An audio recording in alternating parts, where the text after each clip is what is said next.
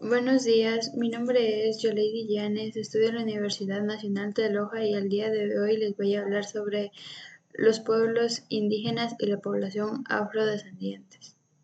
En este capítulo se revisará la situación educativa de pueblos indígenas y poblaciones afrodescendientes, abandonándolos desde la forma diferenciada. Objetivo del tema: con ese fin de sintetizar un conjunto de indicaciones haciendo especial énfasis en el análisis de la evidencia existente vinculada a las desigualdades y a las barreras que dificultan el acceso a la educación, así como las referencias al desempeño educativo de los niños y niñas, adolescentes y jóvenes en los niveles básicos de la educación.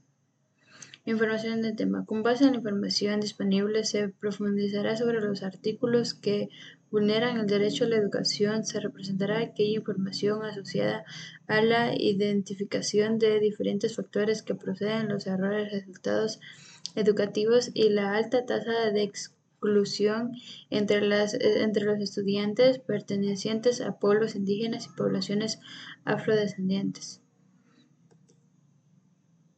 Importancia del tema: los logros y las persistencias de brechas en material educativo en la región. La primera de ellas se asocia, tal como se cita en la introducción este documento, a la creatividad relevancia en el material de derechos han logrado las luchas para la igualdad y la inclusión social en América Latina, lo cual ha permitido a los pueblos indígenas, poblaciones afrodescendientes, ingresar a las agendas gubernamentalmente.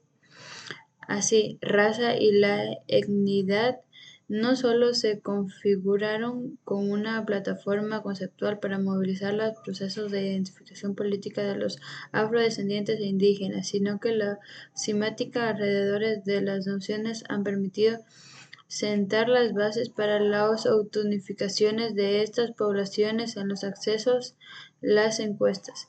Por otra parte, si bien la lectura señala que el ritmo de crecimiento siempre es superficial al de la población no indígena ni afrodescendiente, se considera que tal aumento puede estar asociado a los cambios metodológicos vinculados con la incorporación de preguntas más inclusivas y con la implementación de mecanismos de practicación de estos pueblos para el desarrollo de los operadores consensuales.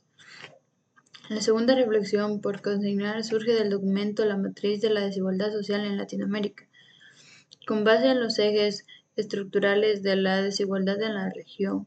La biografía observada como, a pesar de los avances en materia de poblaciones públicas, la reproducción de la desigualdad no logra desactivarse y afecta a los sectores más desaventajados de la sociedad latinoamericana, especialmente a los pueblos indígenas y poblaciones afrodescendientes. Si bien este análisis parte de considerar que el estatus socioeconómico índice en las oportunidades de las personas podrá tener a lo largo de la vida, observar la desigualdad en materia igual de género continuo, siendo un objeto central en la desigualdad entre todos los ámbitos. Situación de la educación en pueblos indígenas. A continuación, sobre la base de la diversidad de fuentes de información disponibles, se examinará un conjunto de indicadores básicos para analizar la situación de las personas que pertenecen a pueblos indígenas en el ámbito educativo. Los educadores son tasa de analfabetismo, tasa de asistencia en un establecimiento educativo, culminación de ciclo primario, secundario y regazo escolar. Cabe señalar, por otro lado, que las principales fuentes de información son los censos de población y la encuesta de hogares. Por el otro lado, se debe destacar que la dificultad de otros comprobables son de la medida de cobertura geográfica disponible a un número de países, de lo cual dispone de una información, sea en algunos casos reducido y variable. Situación educativa en poblaciones afrodescendientes. Sobre la base de la diversidad de fuentes de información disponible, en esta capacidad se examinará un conjunto de indicadores básicos para analizar la situación de las personas afrodescendientes en materia de educativo. Estos indicadores son tasa de analfabetismo, culminación del ciclo secundario, hallazgo social y tasa de asistencia a un establecimiento educativo, tal y como ocurre en el caso de los pueblos indígenas. Las dificultades con todos los datos que una geográfica amplia hace el número de países sobre los cuales se dispone información sea limitado y en algunos casos muy reducido. Los objetivos que vulneran el derecho a la educación.